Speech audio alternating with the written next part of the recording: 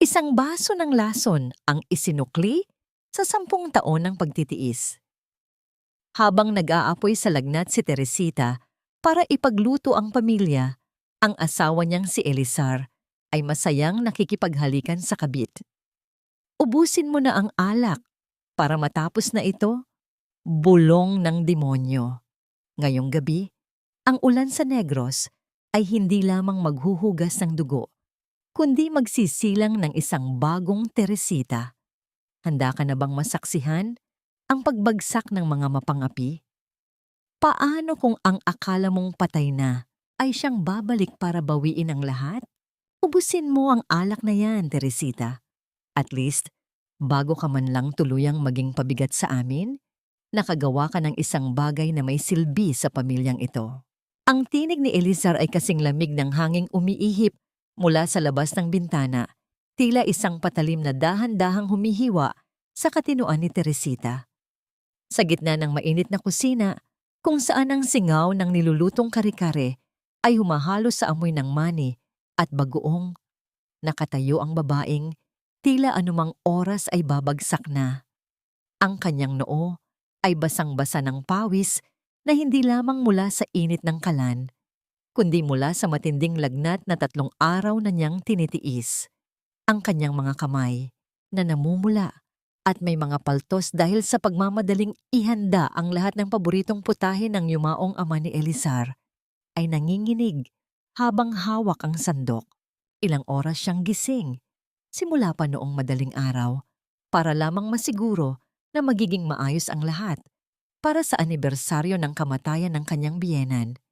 Ginawa niya ang lahat ng ito sa kabila ng panghihina ng kanyang katawan dahil sa bawat saglit ng kanyang buhay, ang tanging hangad niya ay maging sapat sa paningin ng mga taong itinuring niyang pamilya. Ngunit sa bawat hakbang niya, tila lalo lamang siyang nalulubog sa kumunoy ng kawalan ng halaga. Ang tagal naman yan. Ang boses naman ni Doña Salvacion ang umalingaw-ngaw mula sa pintuan ng kusina. Nakasuot ang matanda ng kanyang mamahaling itim na damit. Ang kanyang mga daliri ay abala sa paglalaro ng kanyang mga perlas habang ang kanyang mga mata ay puno ng pandidiri. Huwag mong sabihing kahit simpleng kare-kare ay hindi mo pa rin makuha ang tamang timpla? Kaya ka siguro hindi biniyayaan ng anak, Teresita. Dahil kahit ang pinakamadaling tungkulin ng isang asawa ay hindi mo magampanan ng maayos.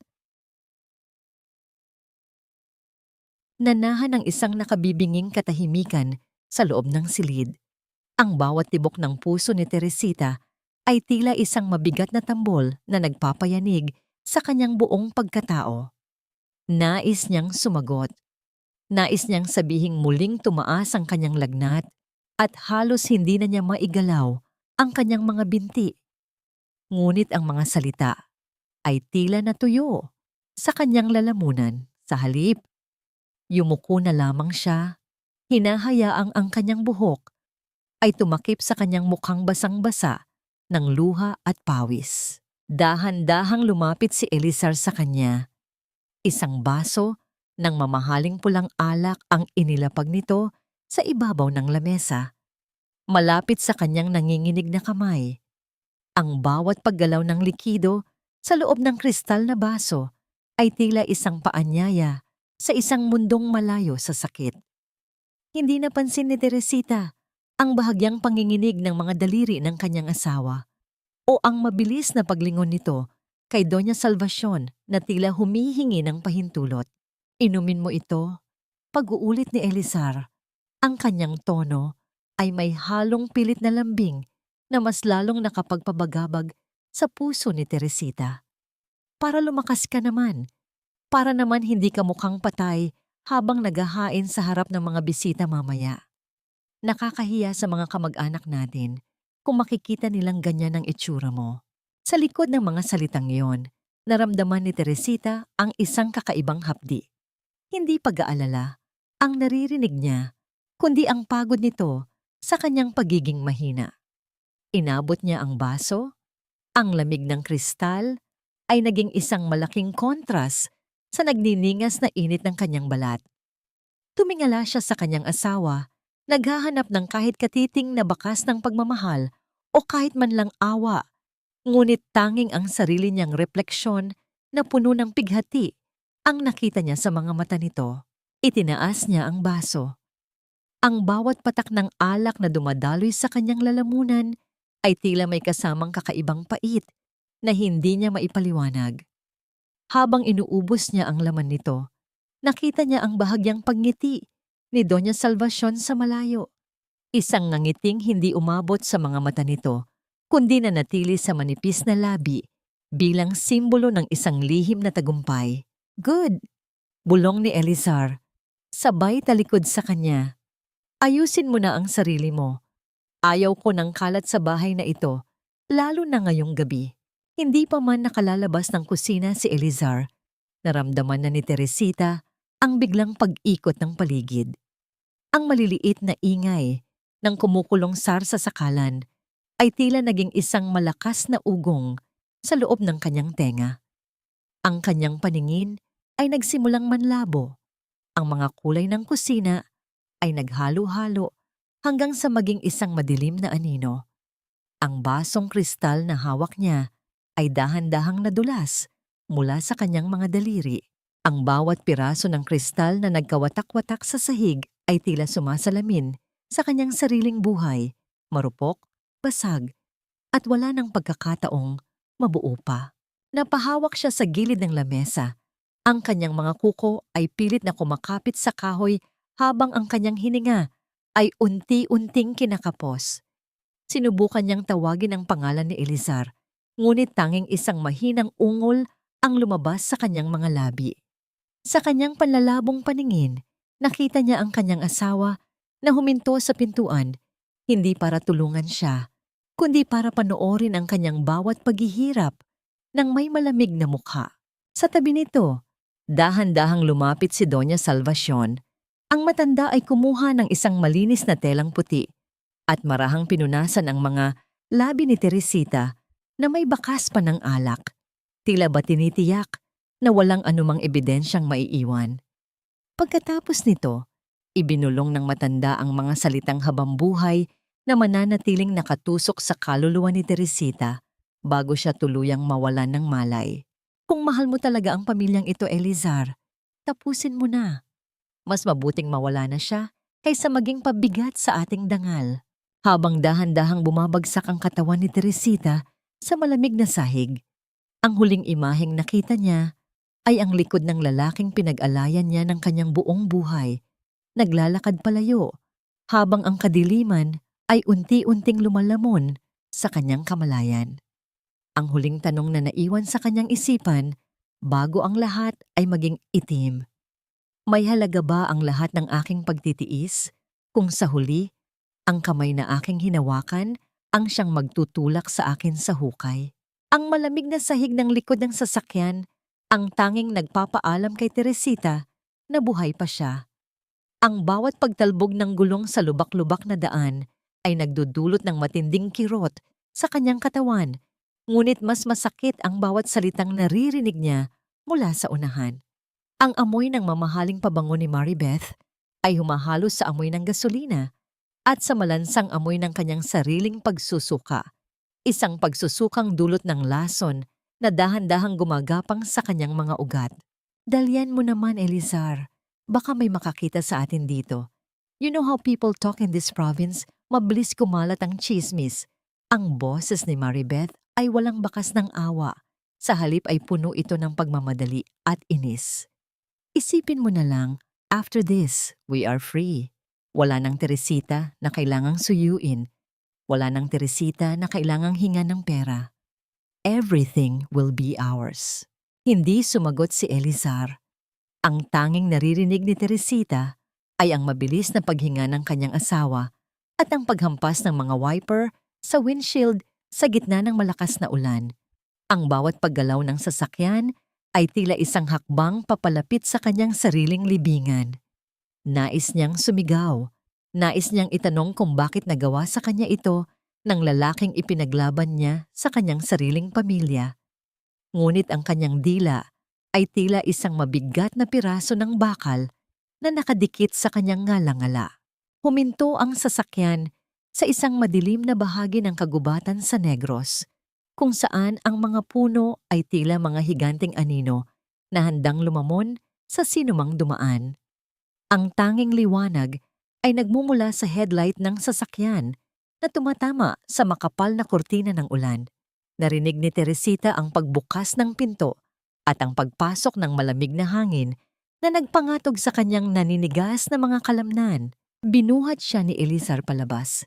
Hindi ito ang pagbuhat na naranasan niya noong gabi ng kanilang kasal, kundi isang pagbuhat na puno ng pandidiri at pagmamadali, na tila ba isang maruming basura ang kanyang asawa na kailangang agad na maidispatya.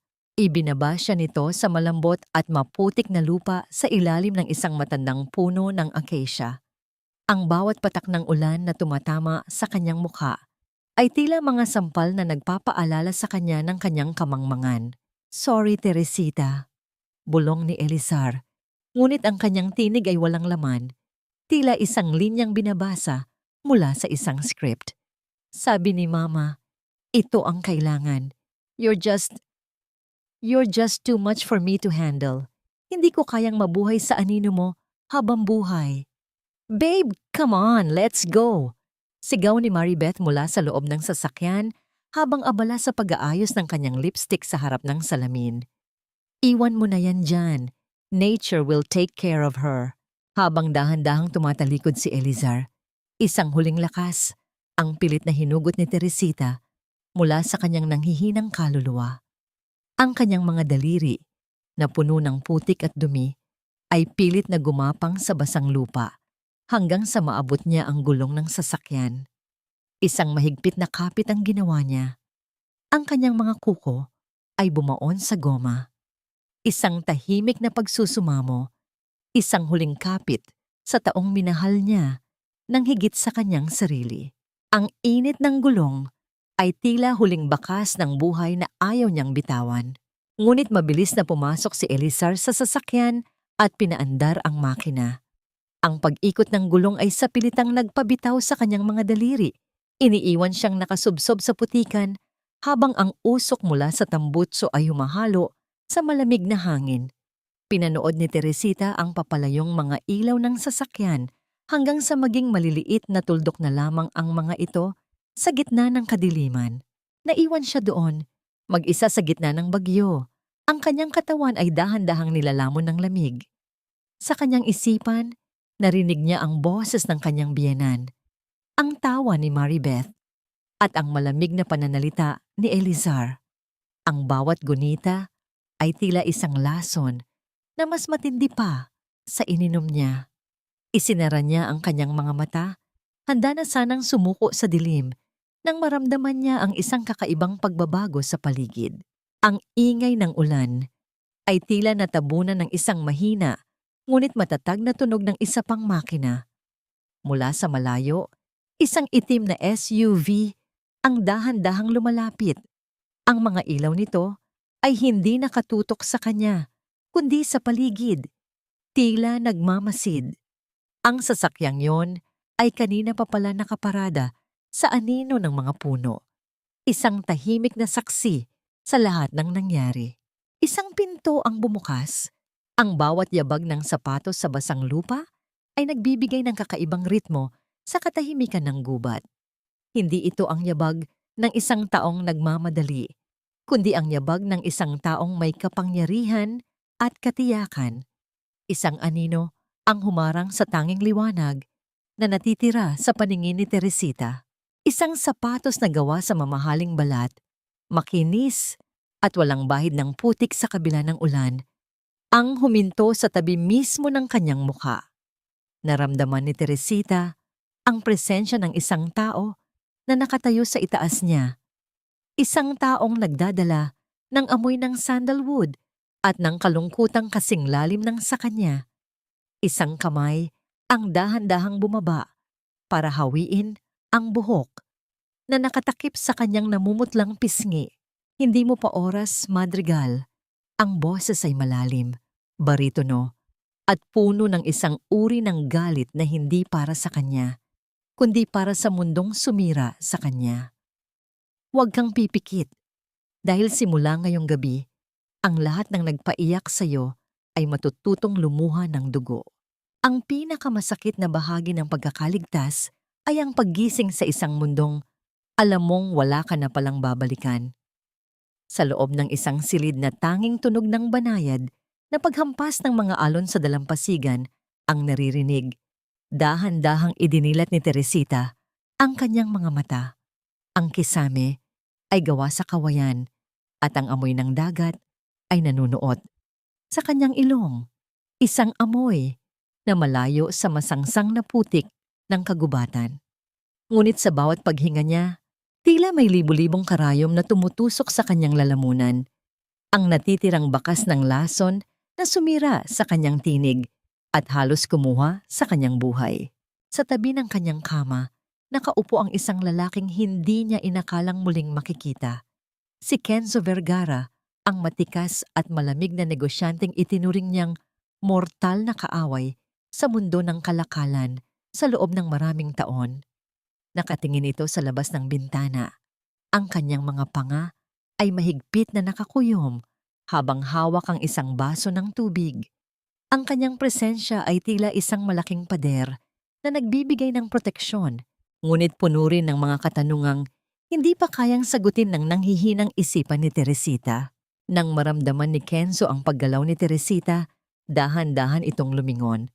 Walang bakas ng pangungutya sa kanyang mga mata, kundi isang uri ng galit na hindi para sa babaeng nakahiga, kundi para sa kalupitang dinanas nito. Lumapit siya at marahang inalalayan ang ulo ni Teresita para makainom. Sinubukan ni Teresita na bumigkas ng kahit isang salita. Nais niyang magpasalamat o itanong kung nasaan siya, ngunit tanging isang tuyong hangin lamang ang lumabas sa kanyang mga labi. Ang kanyang tinig, ang sandata na ginamit niya para itayo ang kanyang kumpanya, ay wala na. Huwag mo nang pilitin. Ang boses ni Kenzo ay mahinahon ngunit may awtoridad. Ang lason na ibinigay nila sa'yo ay hindi para pumatay agad, kundi para unti-unti kang pahirapan hanggang sa mawalan ka ng kakayahang humingi ng saklolo. Napakawalang hiya nila. Isang matinding pait ang gumapang sa puso ni Teresita. Ang bawat pag-aalaga ni Kenzo, ang pagpahid ng basang bimpo sa kanyang noo, ang maingat na pag-aayos ng kanyang kumot, ay tila mga sampal sa kanyang pagkatao. Bakit ang taong itinuring niyang kalaban ang narito para sagipin siya? Habang ang lalaking pinagkatiwalaan niya ng kanyang buhay ang siyang nagtapon sa kanya sa gitna ng gubat.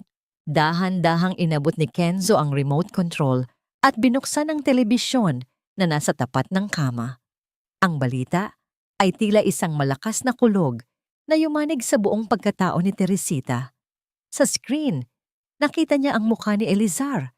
May mga luhang tumutulo sa mga mata nito habang nakaharap sa mga reporter.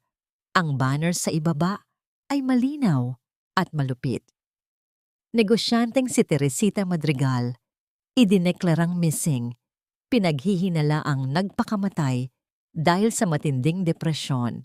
Ang asawa ko, ginawa niyang kwento ang aking kamatayan, ang nais isigaw ni Teresita, ngunit tanging ang kanyang mga luha na dahan-dahang umaagos patungo sa kanyang unan ang nagpahayag ng kanyang pighati. Pinanood niya si Elizar na nagsasalita tungkol sa kanyang kahinaan ng loob at kung paano nito sinubukang iligtas ang kanilang pagsasama. Habang si Doña Salvacion ay nasa likuran nito, nakayuko at nagpapanggap na nagdadalamhati. Isang malalim na buntong hininga ang pinakawalan ni Kenzo bago muling magsalita. Hahayaan natin silang maniwala sa sarili nilang kasinungalingan, Teresita. Sa ngayon, isa kang bangkay na humihinga para sa kanila. At iyon ang pinakamalakas nating sandata. Ngunit ang katahimikan sa loob ng bahay bakasyunan ay biglang naputol nang tumunog ang telepono ni Kenzo. Ang kanyang mukha ay biglang nagbago, naging mas seryoso at puno ng pagtataka. Pagkatapos ng maikling usapan, hinarap niya si Teresita. Ang kanyang mga mata ay may dalang bagong uri ng palaisipan. May nahanap na bangkay ang mga pulis Sa dalampasigan ng Negros kaninang umaga, bulong ni Kenzo, ang kanyang tinig ay tila isang malamig na hangin. Nakasuot ito ng iyong alahas at may dala ring dokumento sa iyong pangalan. Teresita, kung narito ka at humihinga sa harap ko, sino ang babaeng nasa morgue na kinilala na ni Elizar bilang ikaw? Ang bawat puting rosas na nakapaligid sa kabaong ay tila mga saksi sa isang napakalaking kasinungalingan. Sa loob ng marangyang kapilya, ang amoy ng insenso at sariwang bulaklak ay hindi sapat para itago ang masangsang na amoy ng kataksilan. Nakaupo si Doña Salvacion sa harapang hanay, ang kanyang mukha ay natatakpan ng isang itim na belo, ngunit sa likod ng telang iyon ay ang mga matang walang bakas ng pighati, kundi isang malamig na kalkulasyon. Sa gitna ng kapilya, nakatayo si Elizar sa harap ng mga kamera ng media.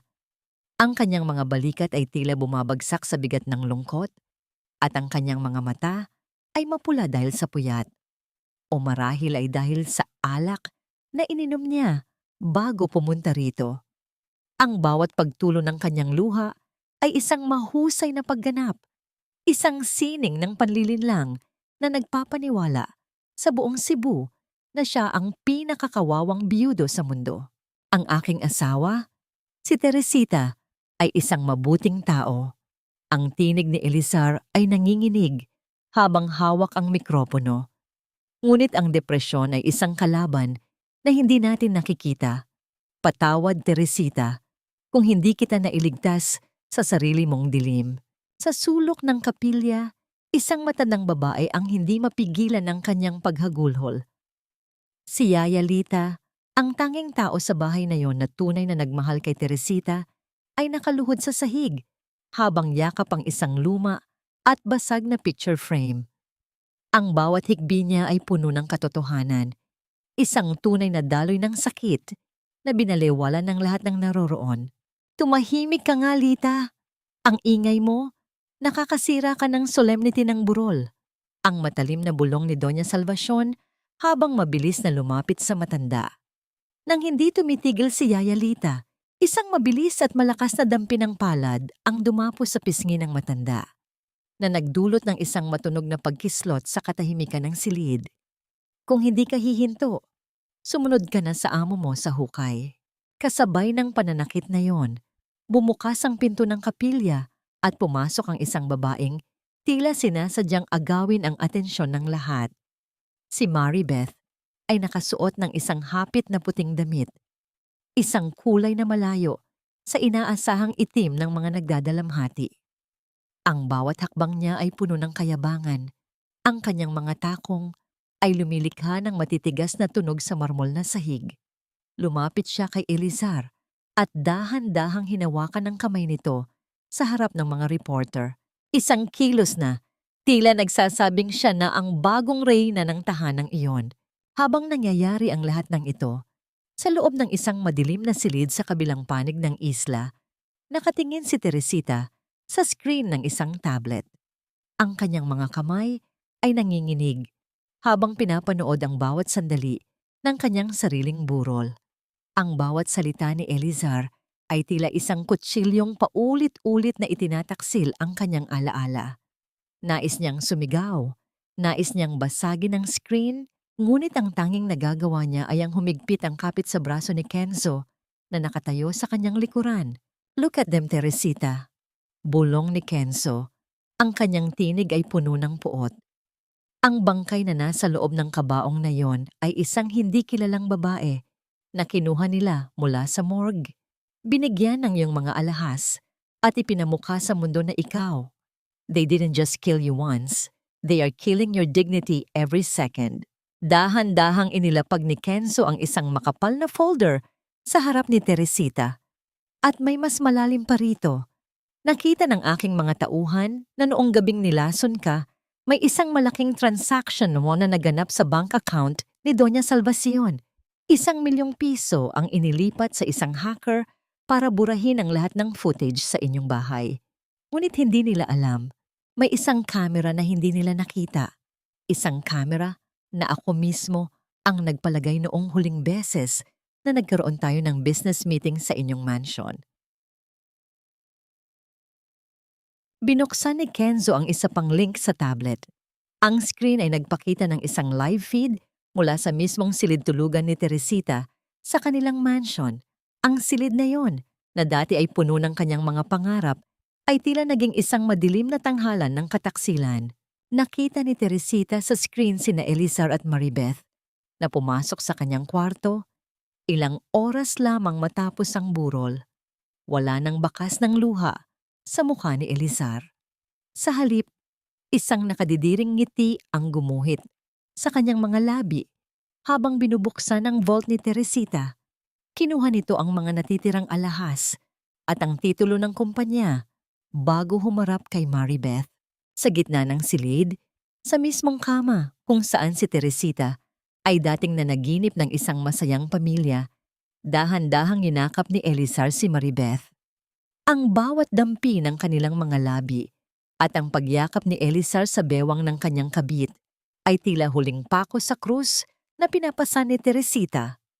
Ang panunood sa kanila na nagsasaya sa ibabaw ng kanyang kamatayan ay nagdulot ng isang matinding panginginig sa buong katawan ni Teresita hanggang sa ang kanyang nanginginig na kamay ay tuluyang bumagsak sa lamesa. Kasabay ng pagtulo ng isang luhang hindi nagawa sa sakit, kundi gawa sa purong apoy. Justice is coming, Elizar. Ang tanging bulong na nabuo sa isipan ni Teresita habang nakatitig sa mga taong pumatay sa kanyang puso. Ang bawat hibla ng buhok na nalalaglag sa malamig na sahig ay tila mga bahagi ng isang babaeng matagal nang namatay. Sa harap ng salamin, hawak ni Teresita ang isang matalas na gunting. Ang bawat pagtatagpo ng mga talim nito ay nagbubunga ng isang desididong pagkaputol ng kanyang mahaba at itim na buhok. Ang buhok na dati ay hinahaplos ni Elizar habang nagsisinungaling ito tungkol sa kanyang katapatan. Hindi na ito ang Teresita na marunong lamang sumunod at tumungo. Ang babaeng nakatingin sa kanya mula sa salamin ay may mga matang tila nagniningas na uling sa gitna ng isang madilim na gabi. Ang buhok ay muling tutubo.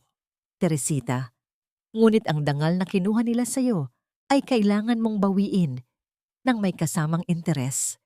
Ang boses ni Kenzo ay nanggagaling sa likuran niya.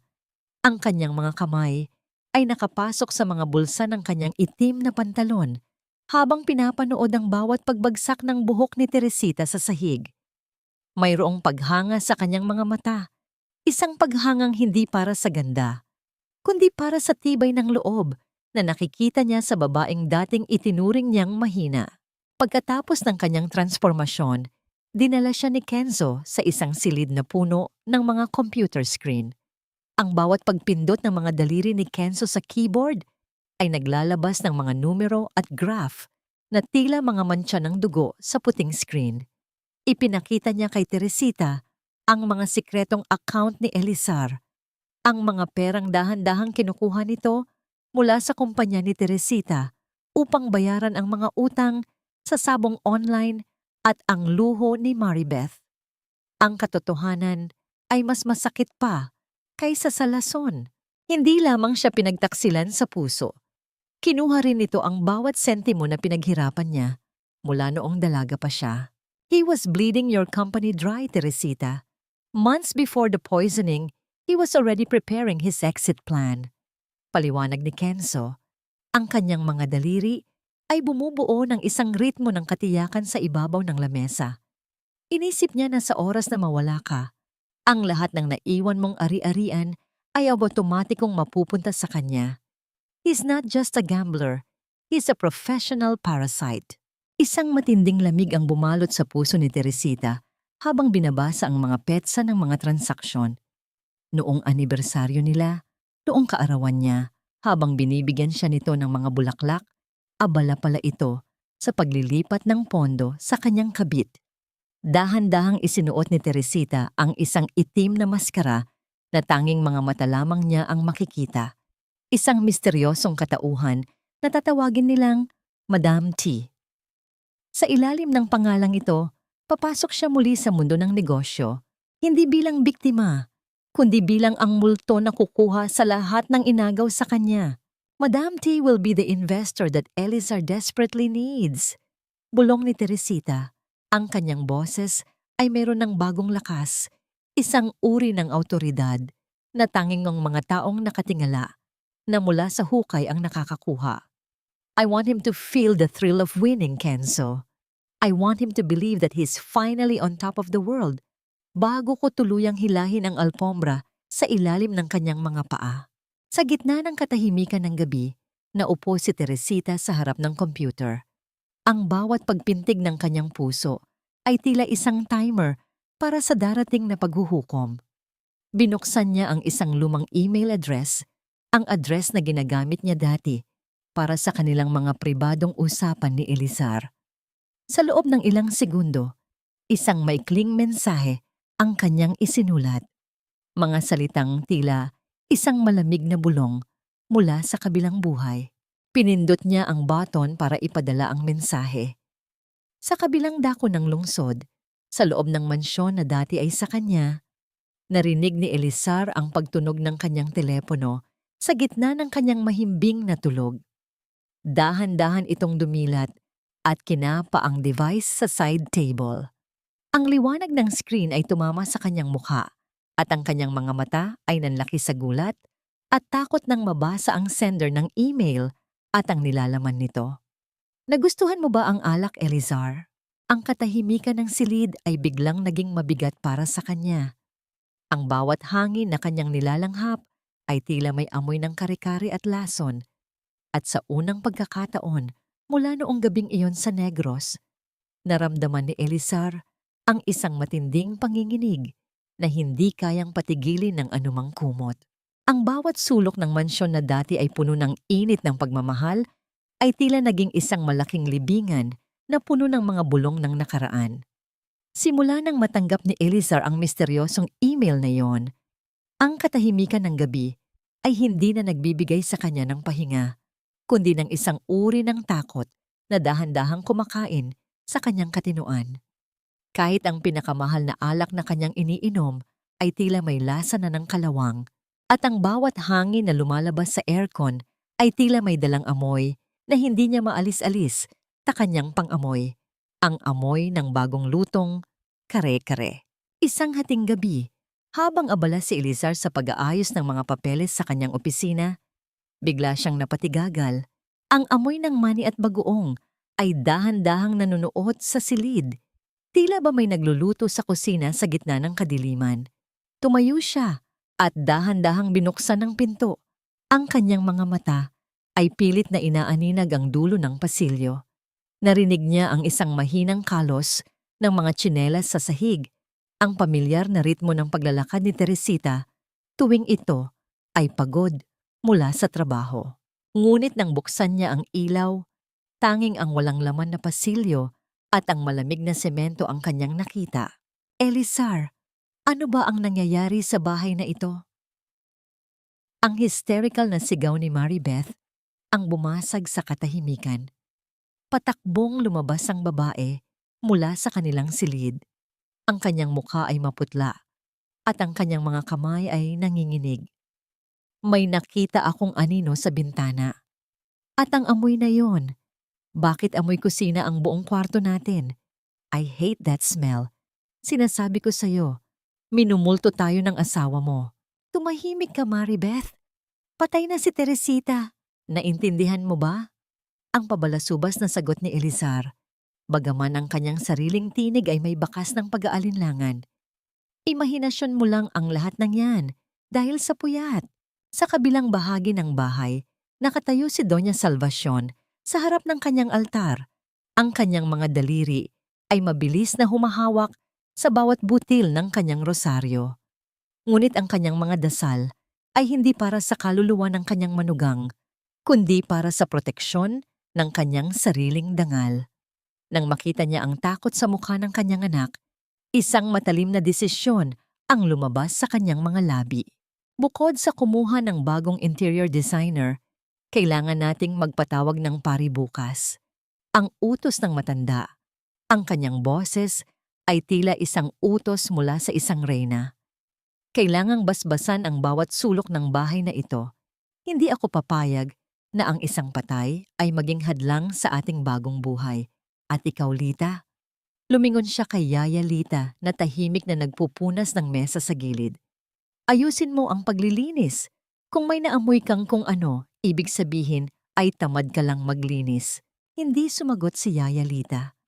Tanging ang bahagyang pagyukod ng kanyang ulo ang nagpakita ng kanyang pagsunod. Ngunit sa ilalim ng kanyang suot na uniforme, nakatago ang isang maliit na device na ibinigay ni Kenzo. Isang spray na may amoy ng mga sangkap ng kare-kare na sadyang idinisenyo para unti-unting ilabas ang amoy sa mga vents ng aircon. Nang bumalik si Elizar sa kanyang silid, upang piliting matulog, isang matinding kilabot ang dumaan sa kanyang buong katawan. Sa ibabaw ng kanyang puting unan, nakalatag ang isang panyo. Hindi ito basta panyong ordinaryo. Ito ang panyong niregalo niya kay Teresita noong kanilang unang anibersaryo. Dahan-dahan niya itong hinawakan at doon ay nakita niya ang isang tuyong mantsa ng dugo sa gitna ng tela, isang paalala ng sugat na nakuha ni Teresita noong gabing itapon niya ito sa gubat. Ang bawat hibla ng tela ay tila sumisigaw ng kanyang kasalanan. Bakit narito ito? Bulong ni Elizar. Ang kanyang hininga ay naging mabilis at mababaw. Dali-dali niyang tinapon ang panyo sa basurahan, ngunit ang imahe nito ay nanatiling nakaukit sa kanyang isipan. Samantala, sa labas ng mansyon, habang abala si Maribeth sa paglabas para magpalamig ng ulo sa isang mall, hindi niya napansin ang isang lalaking nakasuot ng itim na jacket na laging nakasunod sa kanyang bawat galaw. Ang bawat pagpasok niya sa butik, ang bawat pag-inom niya ng kape, ay may mga matang matamang nagmamasid.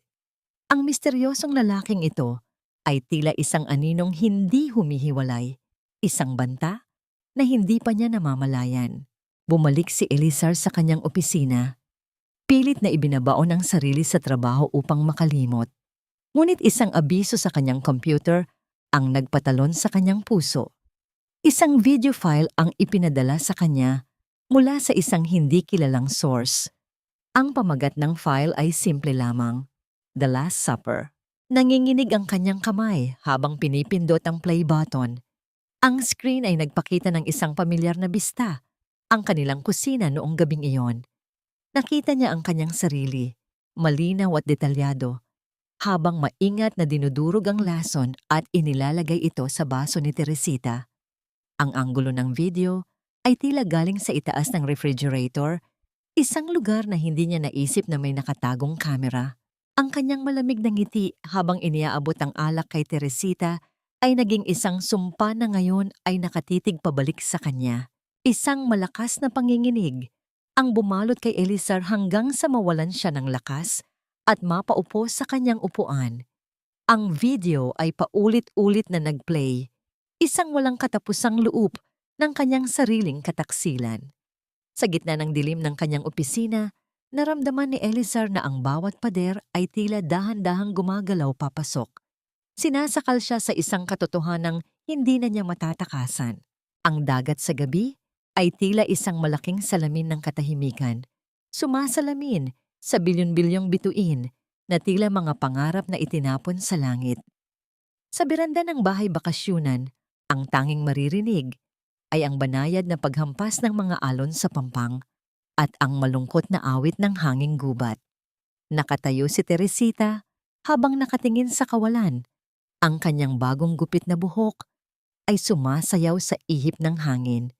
Sa kabila ng katahimikan, ang bawat pintig ng kanyang puso ay tila isang tambol na nagpapayanig sa kanyang dibdib. Isang paalala na sa ilalim ng kanyang bagong anyo ay ang sugatang kaluluwa na pilit bumabangon. Naramdaman niya ang isang mainit na presensya sa kanyang likuran. Hindi na kailangan pang lumingon ni Teresita para malaman kung sino ito. Ang amoy ng sandalwood at ang katiyakan ng mga yabag sa sahig na gawa sa Nara ay sapat na para makilala si Kenzo. Dahan-dahang lumapit ang lalaki, dala ang isang makapal na jacket na agad niyang isinampay sa mga balikat ni Teresita. Ang init mula sa damit na yon at ang bahagyang pagdampi ng mga daliri ni Kenzo sa kanyang balat ay nagdulot ng isang kakaibang panginginig kay Teresita. Isang panginginig na hindi dahil sa ginaw, kundi dahil sa isang emosyong matagal na niyang ibinaon sa limot. Malamig ang hangin dito sa Negros kapag ganitong oras. Ang boses ni Kenzo ay tila isang malalim na bulong na humahalo sa himig ng gabi. Huwag mong hayaang lamunin ka ng dilim, Teresita. Tapos na ang panahon ng pagtatago sa anino. Tumingala si Teresita sa kanya. Ang kanyang mga mata ay nagtatanong. Sa loob ng maraming araw, ang tanong na ito ay nakabitin sa kanyang lalamunan. Tila isang tinik na ayaw lumabas. Sa tulong ng pagsusumikap at therapy, dahan-dahan nang bumabalik ang kanyang tinig. Bagaman meron pa itong bahagyang paos na tila nagbibigay ng mas malalim na kahulugan sa bawat salitang bibitawan niya. Bakit, Kenzo? Ang kanyang boses ay mahina. Parang isang marupok na sinulid. Sa lahat ng tao sa mundo, bakit ang mortal na kaaway ko sa negosyo ang kailangang magbuwis ng buhay para iligtas ako? You could have left me there. Mas madali sana ang buhay mo kung wala na ang kompetisyon mo. Isang mapait na ngiti ang gumuhit sa mga labi ni Kenzo. Hindi ito ang nangiti ng isang taong nanalo, kundi ang nangiti ng isang taong may bitbit na pasakit na kasing igat ng kay Teresita. Humawak siya sa rehas ng beranda. Ang kanyang mga piga ay mahigpit na nakakuyom hanggang sa mamuti ang kanyang mga kasukasuan.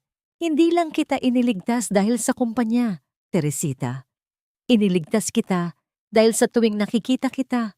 Nakikita ko ang sarili ko, 10 taon na ang nakalilipas.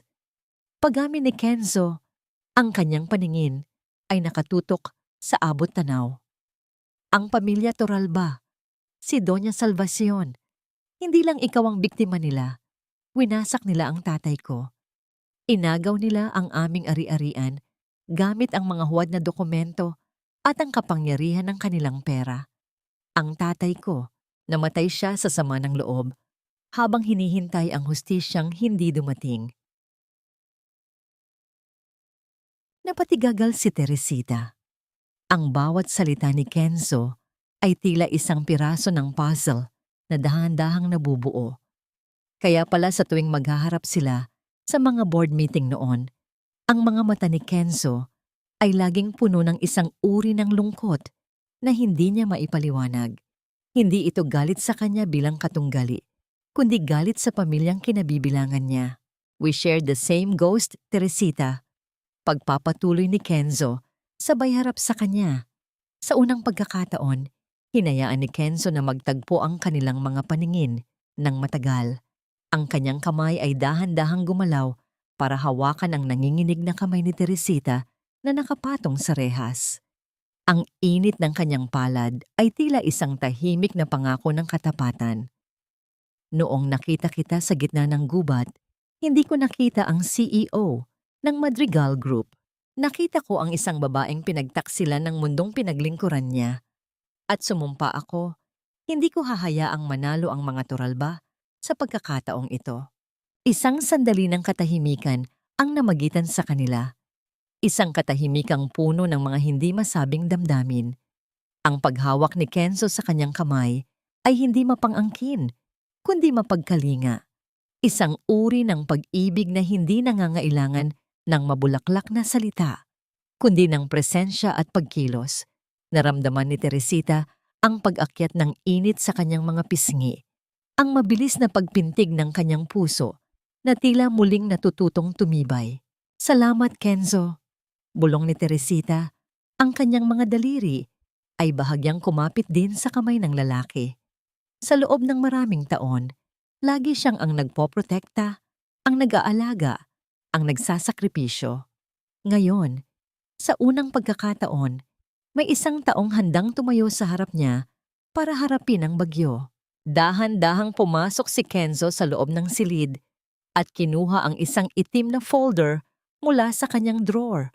Ngunit bago niya ito ibigay kay Teresita, may isang luma at naninilaw na sulat ang bahagyang sumilip mula sa ilalim ng mga dokumento. Isang sulat na may pamilyar na pirma sa dulo, ang pirma ng yumaong ama ni Teresita. Mabilis itong itinago ni Kenzo, ngunit sapat na ang saglit na yon para mag-iwan ng isang bagong palaisipan sa isipan ni Teresita. Handa ka na bang humarap sa kanila, Teresita? Tanong ni Kenzo. Ang kanyang tono ay muling naging seryoso. Bukas ang grand launch ng bagong kumpanya ni Elizar. Ito ang gabi na inaakala nilang magiging simula ng kanilang tagumpay. Ngunit ito rin ang gabi na muling mabubuhay ang kanilang pinakamatinding bangungot. Tumingin si Teresita sa folder. Ang plano para sa pagpapakilala kay Madam T. Ang kanyang mukha ay naging matigas. Ang bawat bakas ng kahinaan ay tila naglaho na parang usok. Ang apoy ng paghihiganti ay muling nag-alab sa kanyang mga mata. Ngunit sa pagkakataong ito, may kasama na itong pag-asa. Handa na ako, Kenzo? Sagot ni Teresita. Ang kanyang boses ay matatag at puno ng paninindigan. Gagawin nating impyerno ang kanilang langit. Ngunit sa gitna ng kanilang pagpaplano, isang hindi inaasahang tunog ang nagmula sa labas ng bahay. Isang mabigat na paghinto ng gulong sa buhanginan at ang pagpatay ng makina ng isang hindi kilalang sasakyan. Nagkatinginan sina Kenzo at Teresita. Ang bawat isa ay tila alam ang panganib na dala ng gabing ito. Sino ang makakaalam ng lihim na taguan ni Kenzo at ano ang dala nito sa gitna ng kanilang paghahanda para sa huling pagtutuos? Ang bawat hakbang ni Teresita sa loob ng marangyang ballroom ay tila isang pagtapapak sa mga sugat ng kanyang nakaraan. Ang lugar na yon, na puno ng nagniningning na mga chandelier at ang matikas na tunog ng mga violin, ay ang entablado ng bagong simulang ipinagmamalaki ng mga Toralba. Sa gitna ng karamihan, nakasuot si Teresita ng isang matingkad na pulang gown na yumayakap sa kanyang bagong hubog na katawan at ang isang itim na maskara na may disenyong gawa sa pinong lace ay bumabalot sa itaas na bahagi ng kanyang mukha. Siya na ngayon si Madam T, ang misteryosong bilyonaryang kumakalat ang balita sa buong bansa bilang ang susunod na kingmaker sa mundo ng negosyo. Hindi kalayuan, nakita niya si Elizar. Nakasuot ito ng isang mamahaling tuxedo, ngunit sa kabila ng kislap ng kanyang suot, ang kanyang mukha ay may bakas ng pagod at desperasyon. Ang bawat pagngiti niya sa mga bisita ay tila pilit dahil alam ng lahat sa sirkulo ng negosyo na ang Toralba Supermarkets ay unti-unti nang nilalamon ng utang. Sa tabi nito ay si Maribeth na tila isang linta na nakakapit sa braso ni Elizar. Suot ang mga alahas na dati ay pag-aari ni Teresita. Ang makitang suot ng ibang babae ang kanyang mga pamanang alahas ay nagdulot ng isang matinding sikad ng galit sa dibdib ni Teresita. Ngunit pinanatili niya ang kanyang kalamigan. Nang dumaan ang mga waiter na may dalang mga tray ng champagne, dahan-dahang lumapit si Elizar sa kinaroroonan ni Madam T. Halata ang panginginig ng kanyang mga kamay habang inaayos ang kanyang kurbata. Para kay Elizar, ang babaeng nasa harap niya ang tanging pag-asa para maisalba ang kanyang kumpanya mula sa bangkarote. Madam T, it's a great honor to finally meet you. Ang boses ni Elizar ay puno ng pambobola. Ang kanyang mga mata ay pilit na inaaninag ang mukha sa likod ng maskara. I am Elizar Toralba, CEO of Toralba Group. I've heard so much about your interest in retail investments. Baka naman we can talk about a possible partnership? Ang kumpanya ko ang leading sa Cebu. We just need a little boost. Tiningnan siya ni Teresita mula ulo hanggang paa. Ang bawat saglit ng katahimikan ay tila isang parusa para kay Elizar. Sa likod ng kanyang maskara, ang mga mata ni Teresita ay puno ng pagkamuhi. Ngunit ang kanyang tinig, bagaman paos at malalim, ay lumabas na may kakaibang awtoridad. Leading? Ang balita ko ay marami kayong unpaid suppliers, Mr. Toralba. Ang bawat salita ni Madam T ay tila isang malamig na hampas ng yelo. I don't invest in sinking ships unless I own the captain. Of course. We can discuss the terms. Anything you want, madam. Mabilis na sagot ni Elizar. Tila isang asong nagmamakaawa para sa buto.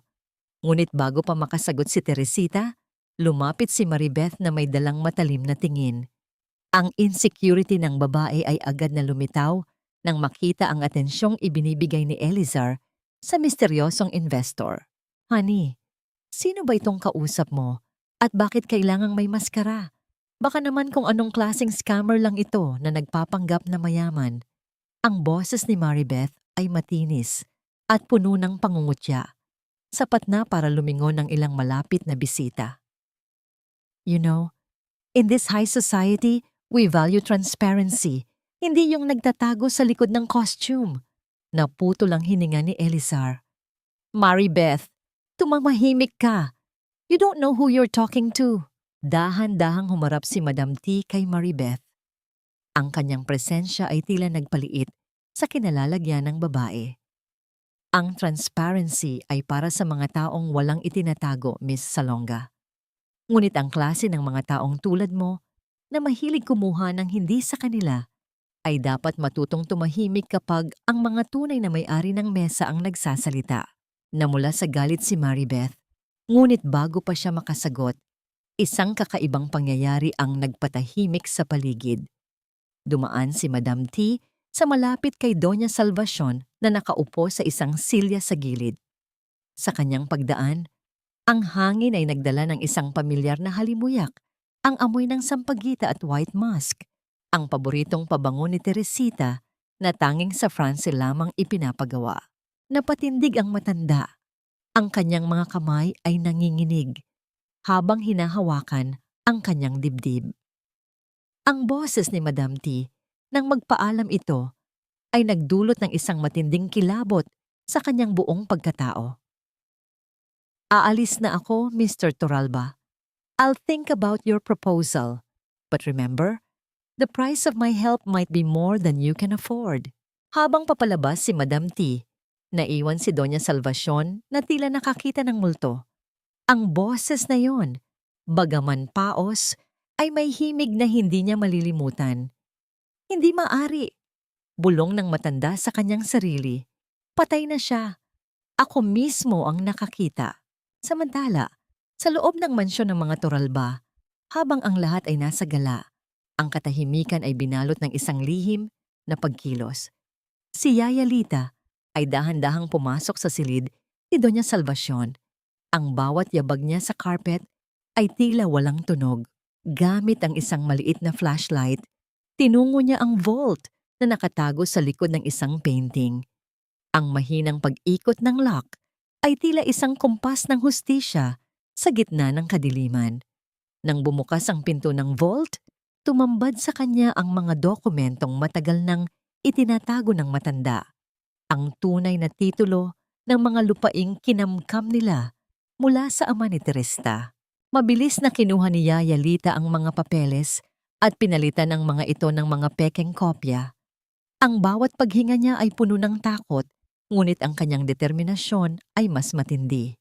Para sa iyo ito, Ma'am Teresita. Bulong niya. Balik sa ballroom, hinabol ni Elizar si Madam T hanggang sa pintuan ng kanyang sasakyan. Ang ulan ay nagsisimulang pumatak, tila muling binabalikan ang tagpo sa Negros. Madam T, please give me a chance. I'll do anything. Magkano ba ang kailangan mo para pumirma? Ang pagsusumamo ni Elizar habang hawak ang pinto ng sasakyan. Ibinaba ni Teresita ang bintana ng sasakyan.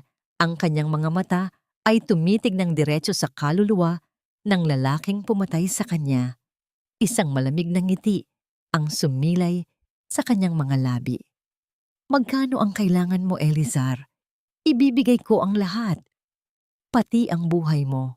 Ang sasakyan ay dahan-dahang umalis.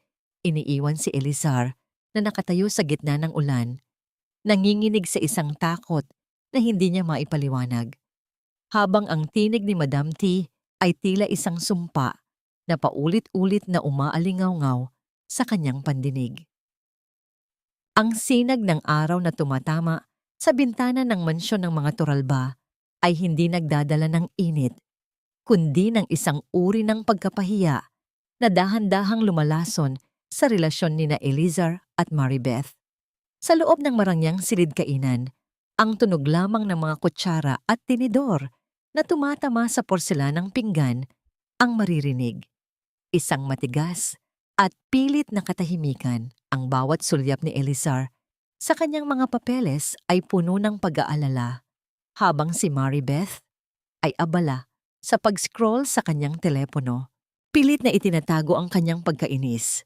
"Babe, kailangan ko ng 200,000. I need to pay for the down payment ng bagong Hermes bag na ni-reserve ko." Ang boses ni Maribeth ay parang isang utos na binalot ng pilit na lambing. "Hindi pwedeng mapahiya ako sa mga friends ko. Social media influencer ako. Image is everything." Dahan-dahang ibinaba ni Elizar ang kanyang kape, ang kanyang mga mata ay pagod at puno ng puot. "Wala na tayong pondo, Maribeth. Hindi mo ba naintindihan ang nangyari sa gala kagabi? Ang mga bangko ay nagsisimula ng mag-freeze ng ating mga accounts dahil sa mga unpaid loans. At ikaw, bag pa rin ang iniisip mo. Anong wala? Marami pa namang alahas si Teresita sa vault, di ba? Ibenta mo na yung iba." Ang mabilis na sagot ni Maribeth na tila ba isang ordinaryong bagay lamang ang pagnanakaw sa patay. Isang matinding panginginig ng panga ang ginawa ni Elizar bago tumayo at lumabas ng bahay. Ang kanyang destinasyon, ang opisina ni Kenzo Vergara. Sa kanyang desperasyon, inisip ni Elizar na mas mabuti nang humingi ng tulong sa kanyang dating kaaway kaysa tuluyang bumagsak. Hindi niya alam, ang bawat hakbang niya ay bahagi ng isang bitag na masinsinang inihanda para sa kanya. Samantala, sa loob ng isang high-end boutique sa Greenbelt, abala si Maribeth sa pagpili ng mga mamahaling sapatos. Sa kabila ng babala ni Elizar, dinala niya ang isa sa mga credit card na alam niyang may natitira pang limit. Gusto niyang patunayan sa sarili niya na siya pa rin ang reyna, na ang pagdating ni Madam T ay isa lamang panandaliang banta. "I'll take these 3 pairs," ang maangas na sabi ni Maribeth sa sales clerk habang iniaabot ang card. Ngunit ang bawat segundong lumilipas habang hinihintay ang paglabas ng resibo ay tila naging isang oras para kay Maribeth. Ang sales clerk ay dahan-dahang humarap sa kanya. Ang mukha nito ay puno ng pag-aalinlangan. "I'm sorry, Ma'am Salonga. Decline po ang card ninyo. Mayroon po ba kayong ibang form of payment?" Ang katahimikan sa loob ng butik ay biglang naging mabigat. Ang ilang mga customers sa paligid ay nagsimulang magbulungan. Ang kanilang mga mata ay nakatitig sa namumulang mukha ni Maribeth. Sa gitna ng kanyang kahihiyan, isang anino ang humarang sa pintuan. Pumasok si Madam T. Ang kanyang presensya ay tila nagpalamig sa buong paligid. Hindi siya nakasuot ng maskara sa pagkakataong ito, kundi isang malaking salamin sa mata na halos tumakip sa kalahati ng kanyang mukha. Sapat na para hindi siya makilala ni Maribeth, ngunit sapat din para maramdaman ang kanyang kapangyarihan. Dahan-dahan siyang lumapit sa counter. Ang bawat yabag ng kanyang sapatos sa makinis na sahig ay tila isang kumpas ng tagumpay. "I'll take everything she can't afford." Ang boses ni Madam T ay malamig at puno ng awtoridad. Inilabas niya ang isang itim na card at inabot sa clerk. Pagkatapos, dahan-dahan siyang humarap kay Maribeth na tila ba isang insekto lamang ang tinitingnan niya. Kumuha si Madam T ng ilang barya mula sa kanyang pitaka. Ang dahan-dahang pagbagsak ng mga barya sa paanan ni Maribeth ay lumikha ng isang ritmo ng pangungutya sa gitna ng katahimikan ng butik. "Para sa taxi mo, Miss Salonga. Mukhang mas kailangan mo ito kaysa sa mga sapatos na ito. Ang pagpapanggap na mayaman ay nakakapagod, hindi ba?" Nanginginig sa galit at hiya, mabilis na lumabas si Maribeth ng butik. Ang bawat tawa ng mga tao sa paligid ay tila mga latigo sa kanyang pagkatao. Pag-uwi niya sa mansyon, sinalubong siya ng isang galit na Elizar. Hawak nito ang tablet at ipinapakita ang isang serye ng mga larawan. Mga larawan ni Maribeth na kasama ang isang lalaking mas bata sa isang hotel noong nakaraang buwan. Ito ba ang dahilan kung bakit kailangan mo ng pera? Para ipangsustento sa lalaki mo? Ang sigaw ni Elizar. Ang kanyang boses ay umaalingaw-ngaw sa buong sala. Habang ako ay pilit na isinasalba ang kumpanya, ikaw ay abala sa pagpapakasasa sa iba gamit ang pera ni Teresita. Elizar, let me explain. Iba ang iniisip mo. Ang pilit na pagdadahilan ni Maribeth, ngunit huli na ang lahat. Ang mabilis na pagdampi ng palad ni Elizar sa pisngi ni Maribeth ay nag-iwan ng matinding pamumula. Ang tunog nito ay tila huling pako. Sa kanilang relasyon, bumagsak si Maribeth sa sahig. Ang kanyang buhok ay gulo-gulo at ang kanyang mga mata ay puno ng puot. Niloloko mo lang pala ako. Ang huling sigaw ni Elizar bago ito magmarcha pabalik sa kanyang opisina. Sa gitna ng kaguluhan, dahan-dahang lumabas si Doña Salvacion mula sa kanyang silid. Hawak niya ang isang puting envelope na kadarating lamang mula sa isang courier. Ang kanyang mga kamay ay nanginginig habang binubuksan ang sulat. Ang mga salitang nakasulat sa loob ay tila isang sumpa na nagpapatigil sa kanyang mundo. Isang DNA test result na nagpapatunay na ang bangkay na nasa kabaong ay walang anumang kaugnayan kay Teresita Madrigal. Napaupo ang matanda sa hagdanan. Ang kanyang hininga ay naging mabilis at mababaw. Kung hindi si Teresita ang nasa kabaong, nasaan ang kanyang manugang? At sino ang babaeng dahan-dahang sumisira sa kanilang pamilya mula sa anino? Ang bawat paghinga ni Yaya Lita ay tila isang mabigat na pasanin habang nakaupo siya sa harap ni Teresita sa loob ng isang maliit at tagong silid sa bahay bakasyunan ni Kenzo. Sa ilalim ng malungkot na liwanag ng isang lampara, ang mga kulubot sa mukha ng matanda ay tila mas lalong lumalim, dala ng mga sikretong matagal na niyang ibinaon sa kanyang konsensya. Dahan-dahang hinawakan ni Teresita ang kamay ng matanda. Ang init ng kanyang palad ay isang tahimik na pagpapasalamat sa katapatan nito sa loob ng maraming taon. Ma'am Teresita, patawarin niyo po ako kung ngayon ko lang ito sasabihin. Ang boses ni Yaya Lita ay nanginginig. Ang bawat salita ay may kalakip na pagyanig ng kanyang mga balikat dahil sa kaba. Ang galit ni Doña Salvacion sa inyo, hindi lang ito dahil sa hindi niyo pagkakaroon ng anak. Noong buhay pa ang inyong ama, nalaman niya ang isang malaking lihim tungkol sa yumaong asawa ni Doña Salvacion. Ang inyong pamilya ang tunay na nagmamay-ari ng lupang kinatitirikan ng unang supermarket ng mga Turalba. Ninakaw nila yon gamit ang mga pekeng pirma. Natatakot ang matanda na sa oras na mamatay ang inyong ama, kayo ang makatuklas ng katotohanan. Kaya simula pa lang, gusto na niyang sirain ang inyong pagkatao para wala nang maniwala sa inyo. Mabumiyawan diyam. Napatigagal si Teresita. Ang bawat salita ni Yaya Lita ay tila isang piraso ng yelo na idinidikit sa kanyang puso. Ang lahat ng hirap, ang bawat panlalait na tinanggap niya ay hindi pala dahil sa kanyang pagkukulang, kundi dahil sa kasakiman ng pamilyang kanyang pinagsilbihan.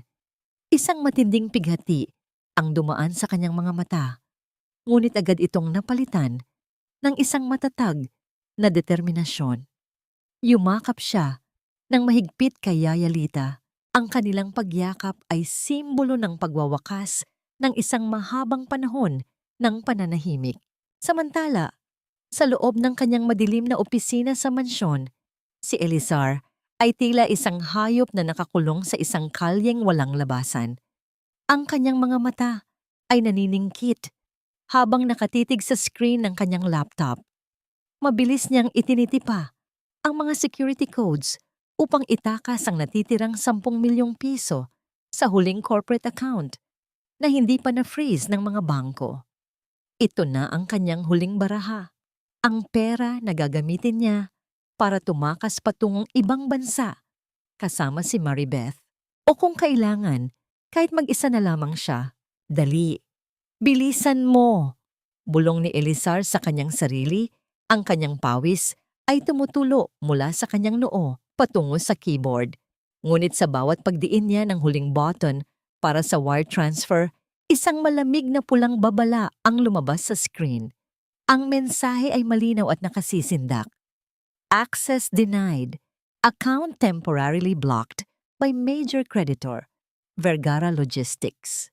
Isang malakas na hampas sa lamesa ang ginawa ni Elizar. Ang tunog ng pagbagsak ng kanyang mga gamit sa sahig ay tila isang hudyat ng kanyang huling pagkatalo. Wala na siyang pera, wala na siyang kapangyarihan, at ang tanging natitira sa kanya ay ang takot na dahan-dahang sumasakal sa kanyang leeg. Bago ang pinakahihintay na gabi ng Grand Launch, nagpa siyang bumisita si Teresita sa sementeryo kung saan nakahimlay ang kanyang mga magulang.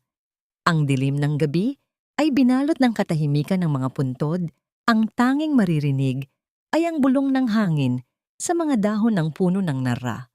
Lumuhod siya sa harap ng malamig na marmol. Ang kanyang mga daliri ay marahang humahaplos sa mga nakaukit na pangalan. Nay, Tay, malapit na. Bulong ni Teresita. Ang kanyang tinig ay matatag na, ngunit puno ng paggalang. Salamat sa lakas na ibinibigay niyo sa akin. Ngayong gabi, babawiin ko hindi lang ang kumpanya, kundi ang pangalang pilit nilang dinumihan. Hindi na ako ang babaeng inyong inakalang mahina.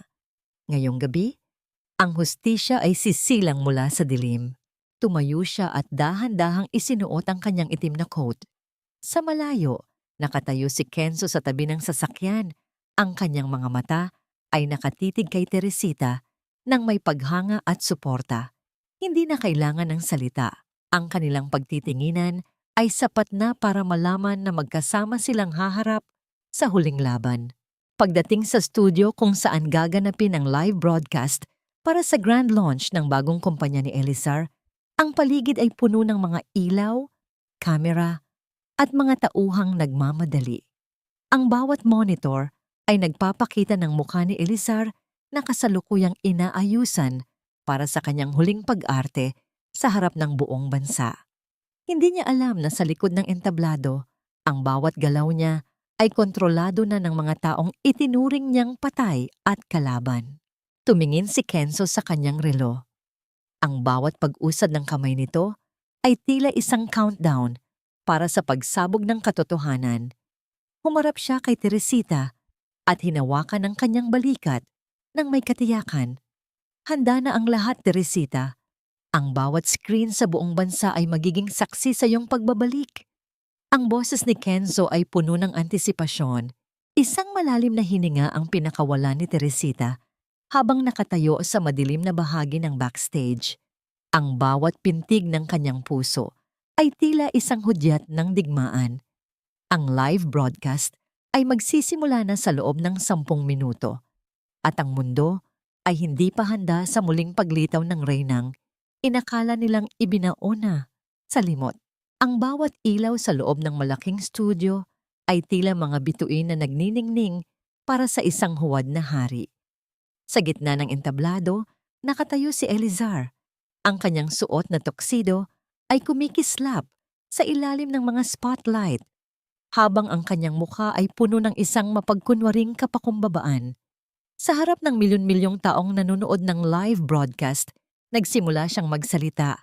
Ang kanyang boses ay puno ng pilit na panginginig na tila isang taong nagdadala ng krus ng pangungulila.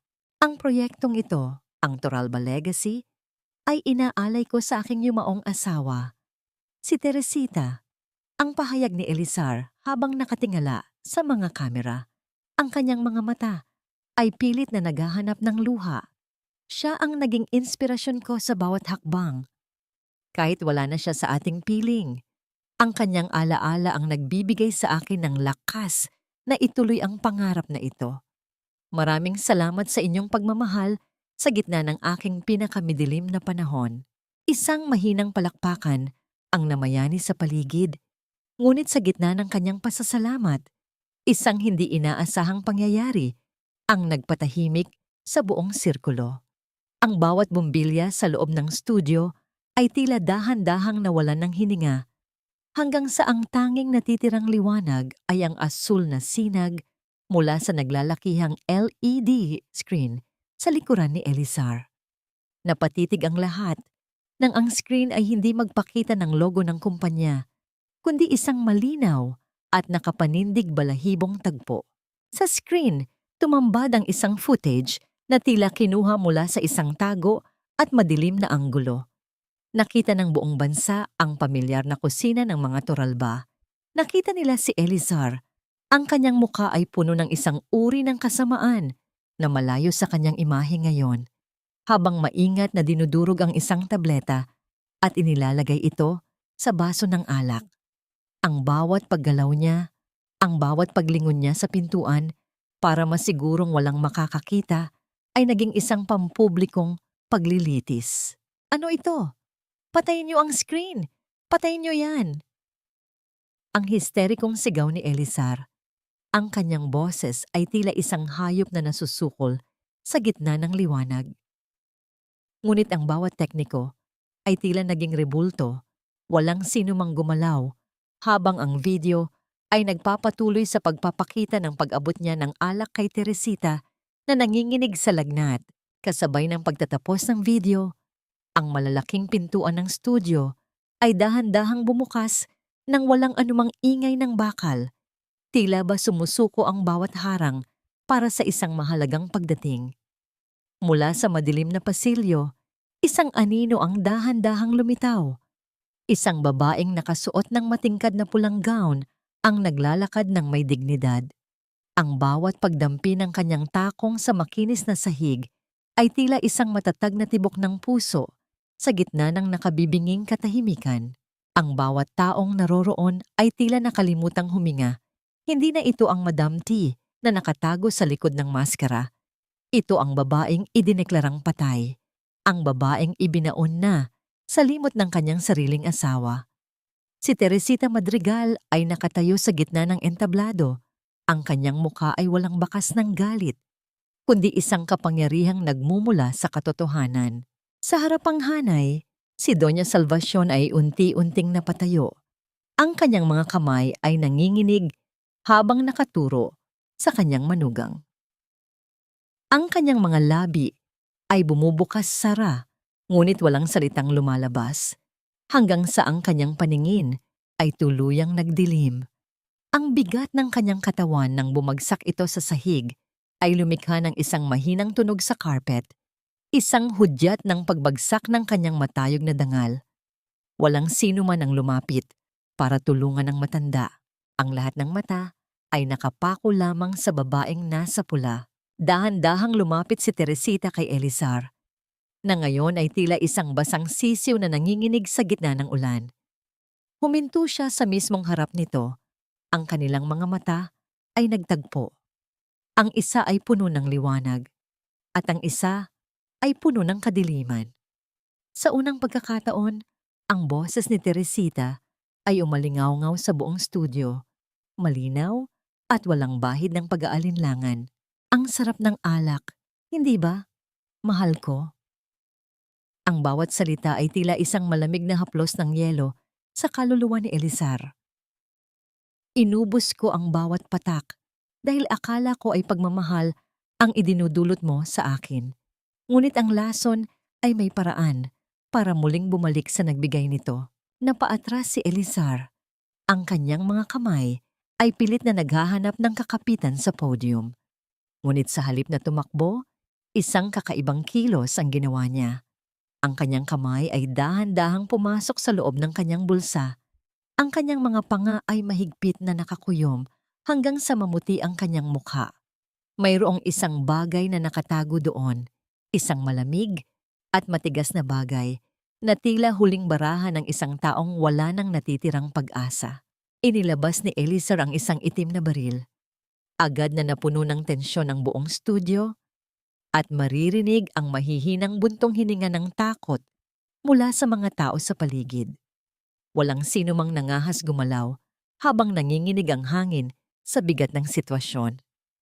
Mahigpit niyang hawak ang baril habang ang kanyang mga mata ay puno ng desperasyon at matinding emosyon. Tila nawawala na siya sa kontrol ng kanyang galit at pagkalito. "Hindi mo ako basta mapipigilan, Teresita!" Sigaw ni Elizar, garalgal ang boses at halatang wala na sa ayos ang kanyang emosyon. "Kung mawawala rin lang sa akin ang lahat, ako na mismo ang magdedesisyon kung paano ito magtatapos." Sa gitna ng tensyon, nanatiling kalmado si Teresita. Nakatitig siya sa kanyang asawa, walang takot na makikita sa kanyang mga mata, kundi isang malalim na awa para sa isang lalaking piniling maging demonyo sa sarili rin nitong kwento. Ang bawat segundo ay tila naging isang oras habang ang daliri ni Elizar ay dahan-dahang pumipisil sa gatilyo. Ang bawat tao sa loob ng studio ay tila naging mga estatwa ng yelo, hindi makagalaw at halos hindi makahinga, habang ang dulo ng baril ay nakadiin sa sentido ni Elizar. Ang tanging maririnig ay ang mabigat at pasutsot na hininga ng lalaking nawalan na ng lahat. Ang kanyang mga mata ay nanlilisik sa takot at pagkapahiya. Sa gitna ng kaguluhang ito, dahan-dahang humakbang si Kenzo mula sa gilid ng entablado. Hindi mabilis, hindi agresibo, kundi may isang uri ng katiyakan na tila nagpapatigil sa oras. "Ibaba mo ang baril na yan, Elizar." Ang boses ni Kenzo ay malalim at kalmado. Tila isang dagat na walang alon sa kabila ng nagbabadyang bagyo. "Alam nating dalawa na wala kang lakas ng loob na gawin yan. Ang mga taong katulad mo ay mas mahal ang sarili kaysa sa anumang prinsipyo. Gusto mo lang ng atensyon, pero sa pagkakataong ito, tanging ang batas lamang ang titingin sa'yo." Nanginginig ang mga daliri ni Elizar sa gatilyo. Ang bawat butil ng pawis na pumapatak mula sa kanyang noo ay tila nagpapabigat sa kanyang nararamdamang kahihiyan. Nang makita niya ang mga unipormadong pulis na dahan-dahang pumapasok mula sa lahat ng pintuan ng studio, ang kanyang matigas na paninindigan ay biglang gumuho. Ang baril ay dahan-dahang bumitaw mula sa kanyang nanginginig na kamay. Lumilikha ng isang matigas na tunog ng bakal nang tumama ito sa sahig ng entablado. Kasabay nito, isang matinis na sigaw ang bumasag sa katahimikan mula sa kabilang bahagi ng studio. Si Maribeth, na kanina papilit na nagtatago sa likod ng mga kurtina, ay hinaras ng mga pulis. Ang kanyang mukha na dati ay puno ng kolorete at kayabangan ay ngayon ay basa ng luha at gulo-gulo ang buhok. "Wala akong kinalaman dito. Si Elizar ang nagplano ng lahat." Ang sigaw ni Maribeth habang pilit na kumakawala sa pagkakahawak ng mga awtoridad. "Pinilit niya lang ako. Siya ang pumatay kay Teresita, hindi ako. Don't touch me, I have rights." Hinarap ni Elizar ang kanyang kabit. Ang kanyang mga mata ay puno ng matinding pagkamuhi. "Traitor ka, Maribeth. Ikaw ang nag-udyok sa akin na gawin ito dahil sa mga utang mo." Ang kanilang pagsisigawan at pagbabato ng sisi sa isa't isa ay naging isang nakakaawang palabas sa harap ng mga kamera na patuloy pa ring nagre-record. Ang kanilang huwad na pag-ibig na itinayo sa ibabaw ng dugo at kasakiman ay dahan-dahang naglalaho sa harap ng buong bansa habang hinihila ang dalawa palabas ng studio na daanan nila ang walang malay na katawan ni Doña Salvacion. Ang matanda ay isinasakay na sa isang stretcher ng mga paramedics. Ang kanyang mukha ay tabingi at ang kanyang mga mata ay bahagyang nakadilat ngunit walang kinikilala. Isang malinaw na senyales ng isang matinding stroke. Ang mga tao sa labas ng studio, ang mga ordinaryong mamamayan na dati ay humahanga sa kanila, ay nagsimulang magsisigaw ng mga salitang puno ng puot. Ang bawat panlalait na ipinukol sa kanila ay tila mga bato na tumatama sa kanilang dangal na ngayon ay nasa putikan na. Dahan-dahang lumakad si Teresita patungo sa podium. Nakita niya ang kanyang wedding ring na nakapatong sa gilid ng mesa, ang singsing na pilit na kinuha ni Elizar sa kanya noong gabing iyon sa Negros. Kinuha niya ito. Naramdaman ang lamig ng ginto sa kanyang palad. Sa loob ng mahabang panahon, Ang singsing na ito ang sumisimbolo sa kanyang pagtitiis at sa kanyang pagiging asawa sa paningin ng lipunan. Tumingin siya kay Kenzo na ngayon ay nakatayo na sa kanyang tabi, nagbibigay ng isang tahimik na lakas. Sa isang mabilis ngunit desididong kilos, binitawan ni Teresita ang singsing sa loob ng isang malapit na basurahan. Ang tunog ng pagtama ng metal sa plastik ay tila huling pako sa krus na kanyang pinaasan sa loob ng 10 taon. Malaya na siya, ngunit bago tuluyang mailabas si Elizar ng silid, pilit itong huminto at lumingon kay Teresita. Ang kanyang mga mata ay may kakaibang kinang, isang uri ng takot na may halong babala. Pinilit niyang lumapit, sapat na para marinig lamang ni Teresita ang kanyang huling bulong bago siya tuluyang isakay sa sasakyan ng pulis. Akala mo ba tapos na ito, Teresita? Ang boses ni Elizar ay tila isang malamig na hininga ng kamatayan. Hindi lang ako ang may gustong mawala ka. May mga lihim ang tatay mo na hindi mo alam. At ang mga taong pinagkakatiwalaan mo ngayon ang siyang unang humukay ng iyong libingan. Napatitig si Teresita sa papalayong likod ng kanyang asawa. Ang bawat salita nito ay tila isang bagong lason na dahan-dahang gumagapang sa kanyang isipan. Lumingon siya kay Kenzo na noon ay abala sa pakikipag-usap sa mga abogado at muling sumagi sa kanyang alaala ang naninilaw na sulat na may pirma ng kanyang ama sa drawer ng lalaki. Ano ang tunay na ugnayan ni Kenzo sa kanyang nakaraan? At bakit tila ang bawat hakbang ng kanyang paghihiganti ay nagdadala sa kanya sa isang mas malalim at mas madilim na katotohanan? Ang tagumpay ay may lasa rin palang abo kapag hindi mo alam kung sino ang tunay mong kakampi sa likod ng mga ngiti.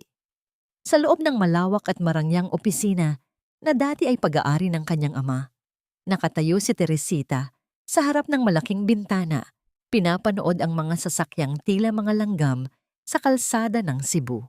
Ang bawat gamit sa silid na ito ay muling naisaayos.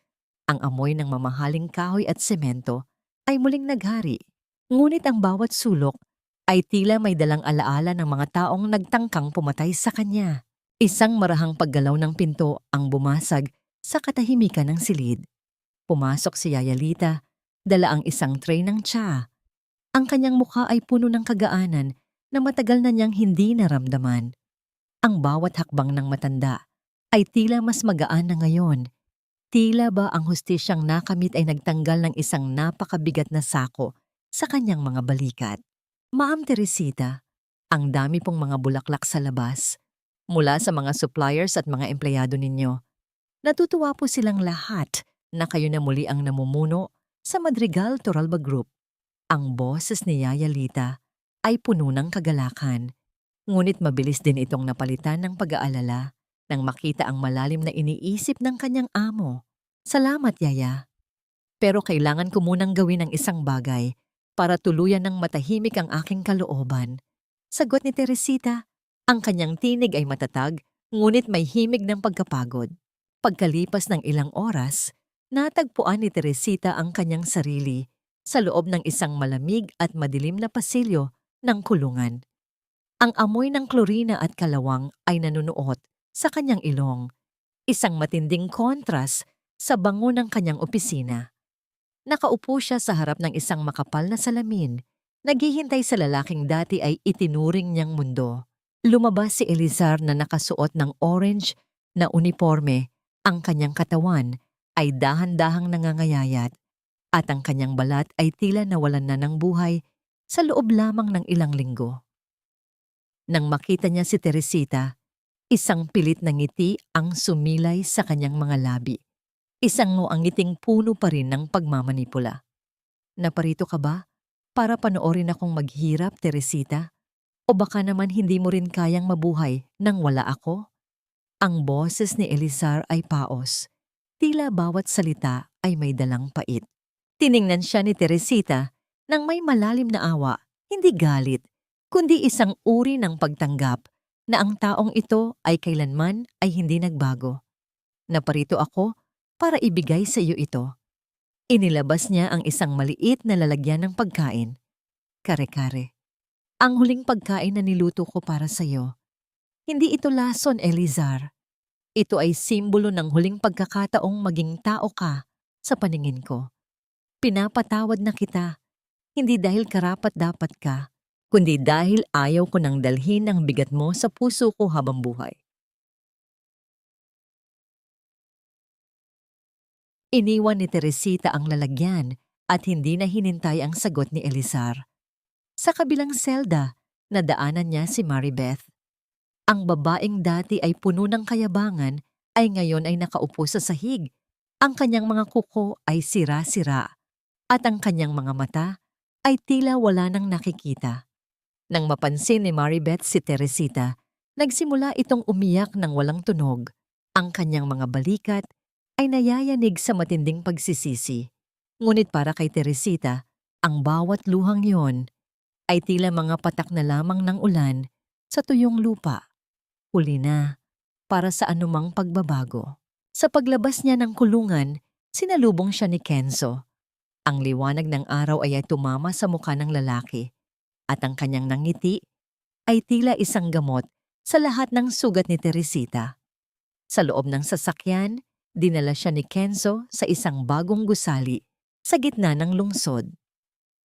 Sa harap nito ay isang malaking karatula. Ang Tanglaw Foundation, kanlungan para sa mga kababaihang sugatan. Ito ang pangarap mo, di ba? Bulong ni Kenzo habang dahan-dahang hinahawakan ang kamay ni Teresita. Ang init ng kanyang palad ay nagbigay ng isang pamilyar na kuryente sa puso ni Teresita. Isang damdamin na tinatawag nilang kilig, ngunit may kasama itong respeto at seguridad. Isang lugar kung saan walang babaeng kailangang dumanas ng naranasan mo. Dito, sila ay pakikinggan, aalagaan, at tuturuang muling tumayo.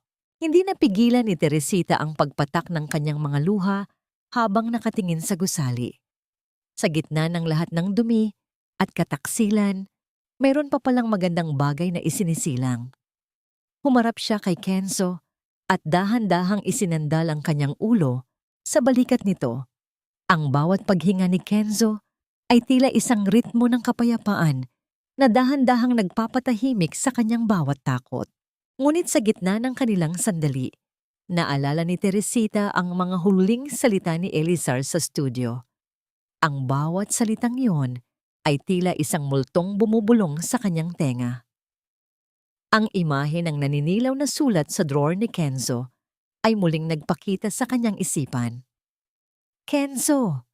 Dahan-dahang tumingala si Teresita. Ang kanyang mga mata ay puno ng pag-aalinlangan sa gitna ng pag-ibig.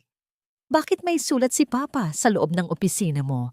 Isang sulat na may petsang 1 linggo bago siya mamatay. Ang katahimikan sa loob ng sasakyan ay biglang naging mabigat. Ang nangiti sa mga labi ni Kenzo ay dahan-dahang naglaho, napalitan ng isang seryosong tingin na tila may itinatagong napakalalim na pasakit. Ang bawat segundo ay tila isang mahabang paglalakbay ng oras habang hinihintay ni Teresita ang sagot na maaaring bumuo o tuluyang sumira sa kanyang bagong nahanap na kapayapaan. May mga katotohanan, Teresita, na mas masakit pa sa anumang lason. Ang boses ni Kenzo ay naging malamig at puno ng misteryo. Sigurado ka bang handa ka nang malaman ang tunay na dahilan kung bakit namatay ang iyong ama? Dahan-dahang kinuha ni Kenzo ang lumang sulat mula sa loob ng kanyang itim na briefcase. Ang kanyang mga kamay ay may banayad na panginginig na tila ba ang bawat paghawak niya sa papel ay nagdadala ng matinding bigat ng nakaraan. Ang papel ay naninilaw na at ang mga gilid nito ay marupok na. Ngunit ang bawat titik na nakasulat sa pamamagitan ng asul na tinta ay malinaw pa ring mababasa. Ang huling habilin ni Don Teodoro Madrigal. Ang iyong ama, si Don Teodoro, ay hindi namatay sa sakit lamang, Teresita. Ang boses ni Kenzo ay naging kasing lalim ng gabi. Ang bawat salita ay tila isang mabigat na hakbang sa gitna ng katahimikan. 1 linggo bago siya pumanaw, Pumunta siya sa akin. Alam niyang ninanakawan na siya ng mga turalba. Ngunit may mas malalim pa siyang natuklasan. Isang lihim na kailanman ay hindi niya nagawang sabihin sa iyo dahil sa takot na baka mawalan ka ng katinuan. Nanginig ang mga daliri ni Teresita habang tinatanggap ang sulat. Ang amoy ng lumang papel at ang pamilyar na bango ng tabako na dati ay daladala ng kanyang ama ay dahan-dahang nanuot sa kanyang katinuan. Habang binabasa niya ang bawat pangungusap, ang mundo ni Teresita ay tila dahan-dahang gumuho. Nakasulat doon na si Teresita ay hindi tunay na anak ng mga madrigal. Siya ay kinuha mula sa isang mahirap na babaeng nagngangalang Elena sa pamamagitan ng isang masamang plano na pinangunahan ni Doña Salvacion noong sanggol pa lamang siya. Ang layunin? Upang magkaroon ng tanging tagapagmana, ang mga madrigal na kalaunan ay ipapakasal kay Elizar para tuluyang mapunta ang lahat ng kayamanan ng mga madrigal sa kamay ng mga turalba. Your whole life was a lie, orchestrated by that woman, Teresita. Bulong ni Kenzo, ang kanyang mga mata ay puno ng pagdamay. Hinanap ko ang iyong tunay na ina sa loob ng 10 taon at ngayon, narito na siya. Dinala ni Kenzo si Teresita sa isang maliit ngunit maayos na bahay sa labas ng lungsod. Sa loob ng silid na puno ng amoy ng sariwang sampagita, nakaupo ang isang matandang babae na may mga matang tila salamin ng kay Teresita. Ang bawat guhit sa mukha nito ay may dalang kwento ng 3 dekada ng paghahanap at pighati. Nang magtagpo ang kanilang mga paningin, ang katahimikan ay binalot ng isang matinding emosyon na tila nagpatigil sa pagdaloy ng oras. Anak ko! Ang mahinang tinig ni Elena ay tila isang himig na matagal nang nawala sa alaala ni Teresita. Dahan-dahan itong tumayo at hinaplos ang mukha ni Teresita. Ang init ng palad nito ay nagbigay ng isang uri ng kapayapaan na kailanman ay hindi naramdaman ni Teresita sa piling ni Doña Salvacion. Akala ko ay tuluyan ka na nilang kinuha sa akin. Sabi nila ay namatay ka noong isilang kita, ngunit hinding-hindi naniwala ang puso ko.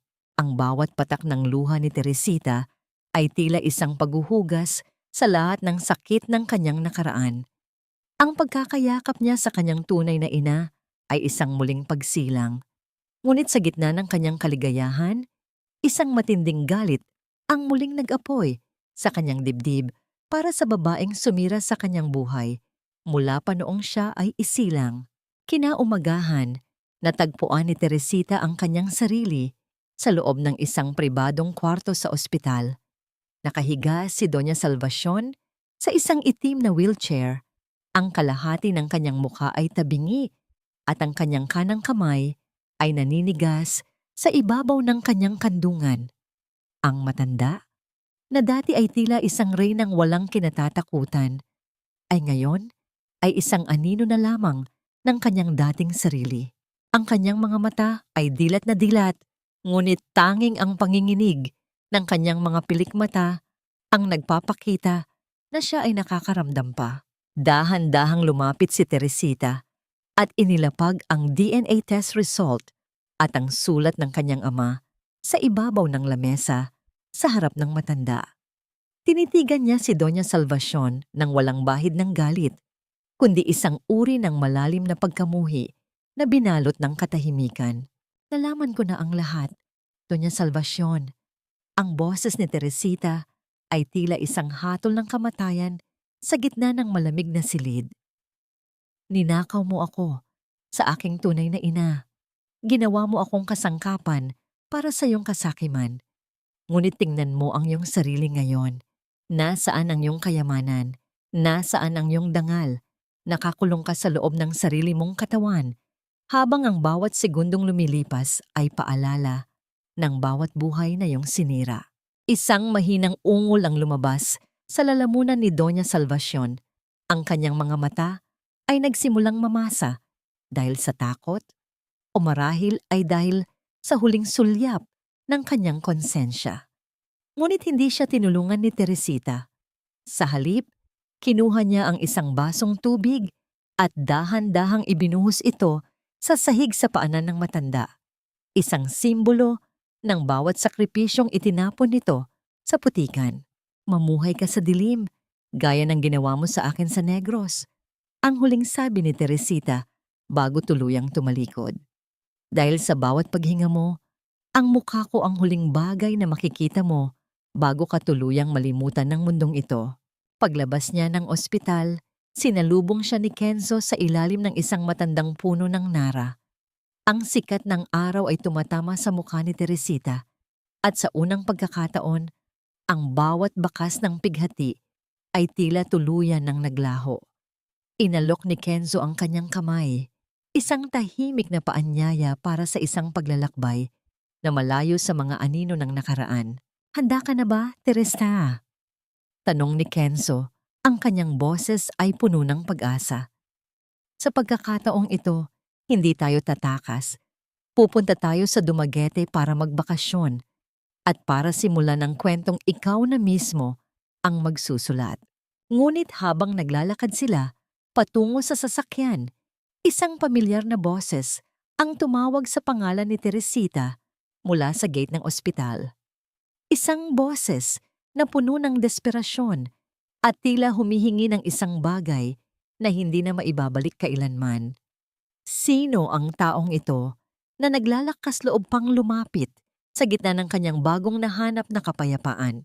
Ang bawat tawag ng pangalan ni Teresita mula sa gate ng ospital ay tila isang huling hininga ng isang mundong ayaw na niyang balikan. Nang lumingon siya, nakita niya ang abogado ni Elizar. Ang mukha nito ay puno ng pag-aalala at ang mga papeles na hawak nito ay gulo-gulo. Ngunit hindi na huminto si Teresita. Ang bawat hakbang niya palayo ay isang matatag na desisyon na ang bawat pakiusap para sa bawas parusa o ang bawat pagsusumamo ng isang lalaking sumira sa kanya ay wala nang puwang sa kanyang bagong buhay. Hinayaan niya ang boses na yon na lamunin din ang ingay ng mga sasakyan habang dahan-dahan siyang sumakay sa tabi ni Kenzo patungo sa isang kinabukasan na siya na ang may hawak ng manibela. Makalipas ang ilang buwan, ang bawat haplos ng hangin sa Dumaguete ay tila isang gamot na dahan-dahang nagpapahilom sa bawat pilat sa puso ni Teresita. Sa harap ng isang maliit na puting bahay na nakaharap sa asul na dagat, ang bawat paghampas ng mga alon sa pampang ay lumilikha ng isang ritmo ng kapayapaan na kailanman ay hindi niya naramdaman sa loob ng mansyon ng mga Torralba. Ang amoy ng sariwang isda at ang bango ng mga puno ng niyog ang pumalit sa masangsang na amoy ng lason at kataksilan. Nakatayo si Teresita sa dalampasigan. Ang kanyang maikling buhok ay malayang sumasayaw sa ihip ng hangin. Sa kanyang tabi, ang kanyang tunay na inang si Elena ay abala sa pag-aayos ng isang banig sa ilalim ng puno. Ang bawat tawa ni Elena ay tila isang musika na nagpapalimot sa 3 dekada ng pangungulila.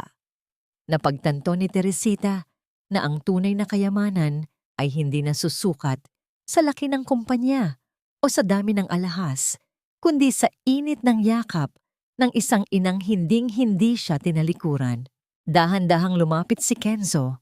Ang kanyang mga yabag sa buhanginan ay tila isang pamilyar na himig ng katiyakan.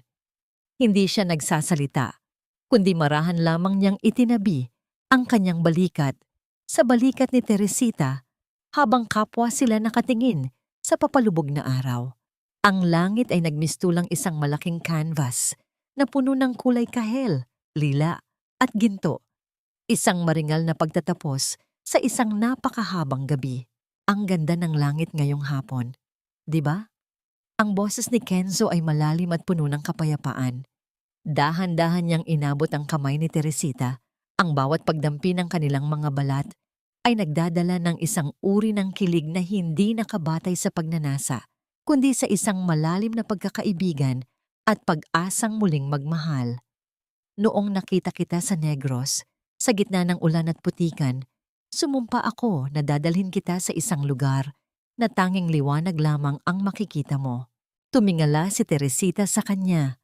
Ang kanyang mga mata ay nagniningning hindi dahil sa luha ng sakit, kundi dahil sa labis na pasasalamat. Iniligtas mo ako, Kenzo. Hindi lang ang buhay ko, kundi ang kakayahan kong muling magtiwala. Isang banayad na kilos ang ginawa ni Kenzo. Dahan-dahan niyang inalis ang isang hibla ng buhok na humarang sa mukha ni Teresita at marahan itong inilagay sa likod ng kanyang tenga. Ang kanyang mukha ay lumapit ng bahagya, sapat na para maramdaman ni Teresita ang mainit na hininga nito sa kanyang pisngi. Hindi lang kita iniligtas dahil sa kumpanya, Teresita. Iniligtas kita dahil noon pa man, sa bawat paghaharap natin sa negosyo, ikaw na ang nagsisilbing liwanag ko sa mundong puno ng sakiman. Ngayon, hayaan mong ako naman ang maging proteksyon mo habang isinusulat mo ang bagong kabanata ng buhay mo. Isang matamis na ngiti ang sumilay sa mga labi ni Teresita, isang ngiting umabot sa kanyang mga mata at nagbigay ng bagong buhay sa kanyang buong pagkatao. Dahan-dahan niyang isinandal ang kanyang ulo sa malapad na balikat ni Kenzo, habang ang kanilang mga kamay ay nanatiling magkahawak ng mahigpit. Wala nang takot, wala nang pag-aalinlangan. Ang bawat paghinga nila ay tila isang pangako na ang bawat bukas ay puno na ng pag-asa. Pumasok sila sa loob ng bahay kung saan naghihintay si Elena at si Yaya Lita na piniling sumama sa kanila sa Dumaguete. Sa ibabaw ng lamesa, nakahain ang isang malaking mangkok ng kare-kare. Ang bawat sangkap ay maingat na pinili. Ang sarsa ay malapot at puno ng kulay. Ngunit sa pagkakataong ito, walang lason na nakahalo sa pagkain. Ang bawat subo ay puno ng tawanan at mga kwento ng bagong simula. Ang pagkain ay naging simbolo na ng tunay na pagmamahal at hindi na ng pagkaalipin. Habang lumalalim ang gabi, lumabas muli si Teresita sa beranda. Tiningnan niya ang madilim na bahagi ng karagatan, ngunit sa pagkakataong ito, hindi na siya natatakot sa dilim. Alam niya na sa bawat paglubog ng araw ay may kasunod na pagsikat, at ang bawat laso ng nakaraan ay dahan-dahan nang nahugasan ng tubig ng pagpapatawad at pagmamahal sa sarili. Itinaas niya ang kanyang paningin sa langit, kung saan ang mga bituin ay nagniningning ng mas maliwanag kaysa dati. Wala na ang Teresita na kailangang magmakaawa para sa atensyon. Wala na ang Teresita na itinapon sa gitna ng gubat. Ang babaeng nakatayo ngayon ay isang reyna ng kanyang sariling kapalaran, isang Phoebe na bumangon mula sa trotan ng kataksilan. Wala na ang dilim. Bulong ni Teresita sa kanyang sarili. Ang kanyang tinig ay matatag at puno ng awtoridad. Ako na ang aking sariling tanglaw. Dahan-dahan siyang pumasok sa loob at isinara ang pinto. Iniiwan ang lahat ng pighati sa labas. Ang bawat ilaw sa loob ng kanilang tahanan ay tila mga yakap ng init. Nagbibigay ng hudyat na ang tunay na hustisya ay hindi lamang ang pagkukulong sa mga nagkasala, kundi ang pagbibigay sa sarili ng pagkakataong muling maging masaya at malaya. Isang taon ang mabilis na lumipas, tila mga dahon na tinangay ng hangin patungo sa isang bagong panahon ng pag-asa. Ang sikat ng araw sa umagang ito ay may dalang kakaibang kislap habang tumatama sa puting arko ng Ang Tanglaw Foundation. Ang amoy ng mga sariwang bulaklak ng gardenia at rosal ay humahalimuyak sa paligid, sumasabay sa banayad na himig ng hangin na nagmumula sa hardin, kung saan ang ilang mga kababaihan ay masayang nagtatanim at nagkukwentuhan. Ang bawat tawa nila ay tila mga hiyas ng tagumpay. Mga tunog ng mga pusong dati ay basag ngunit ngayon ay dahan-dahan nang nabubuo. Nakatayo si Teresita sa beranda.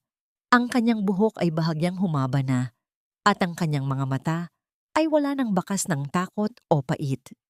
Suot ang isang simpleng puting bestido. Ang kanyang bawat paggalaw ay puno ng dignidad at kapayapaan. Pinapanood niya ang kanyang inang si Elena na kasalukuyang tinuturuan ng ilang mga bata na magbasa sa lilim ng isang malaking puno ng mangga. Ang imaheng yon ay ang pinakamagandang painting na nakita niya sa kanyang buong buhay. Isang larawan ng pamilyang hindi itinayo sa kasinungalingan, kundi sa tunay na pagmamahal. Isang marahang paghaplos sa kanyang baywang ang nagpabalik sa kanyang diwa sa kasalukuyan. Hindi na kailangan pang lumingon ni Teresita para malaman na si Kenzo ang nasa kanyang likuran.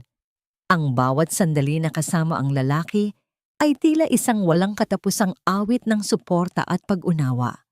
Dahan-dahang isinandal ni Teresita ang kanyang ulo sa dibdib ni Kenzo. Dinaramdam ang matatag na tibok ng puso nito na tila naging kumpas ng kanyang bagong mundo. Ang dami na nating natulungan, Teresita. Ang malalim na bulong ni Kenzo. Ang kanyang boses ay puno ng pagmamalaki. Ang dilim na pinagdaanan mo ang naging mitya para maging liwanag ka sa iba. Proud na proud ako sa iyo. Ngumiti si Teresita at dahan-dahang hinawakan ang kamay ni Kenzo na nakayakap sa kanya. Hindi ko ito magagawa kung wala ka, Kenzo. Salamat sa hindi pagsuko sa akin nung ako mismo ay ayaw na sa sarili ko. Sa gitna ng kanilang katahimikan, naalala ni Teresita ang huling balita na natanggap niya mula sa lungsod. Si Elizar ay nananatiling nakakulong. Ang kanyang mga huling apela ay ibinasura ng korte dahil sa bigat ng mga ebidensya. Ang kanyang dating asawa ay isa ng anino ng nakaraan, isang lalaking nag-iisa sa gitna ng kanyang sariling mga pagkakamali. Si Maribeth naman ay nababalitang nawalan na ng katinuan sa loob ng pasilidad para sa mga preso. Paulit-ulit na tinatawag ang mga pangalan ng mga taong pinagtaksilan niya. At si Doña Salvacion, ang matandang nag-akalang kaya niyang kontrolin ang tadhana, ay tuluyan ng pumanaw sa ospital, isang tahimik na paglisan na hindi iniyakan ng sinuman, kundi nabaon na lamang sa limot. Napagtanto ni Teresita na ang pagpapatawad ay hindi nangangahulugan na ang mga nagkasala ay makakatakas sa kanilang karma. Ang pagpapatawad ay ang pagpili na putulin ang kadena na nag-uugnay sa kanya sa kanilang kasamaan. Pinatawad na niya si Elizar at ang pamilya Torralba, hindi dahil sa karapat-dapat sila, kundi dahil karapat-dapat ang kanyang puso sa kapayapaan. Ang bawat hapdi ng nakaraan ay naging mga pilat na lamang na nagpapaalala sa kanya na siya ay isang survivor. Halika na sa loob, Teresita. Ang paanyaya ni Elena mula sa hardin habang kumakaway. Nakahanda na ang pananghalian. Nagluto ako ng paborito mong sinigang na isda, sariwang-sariwa mula sa palengke.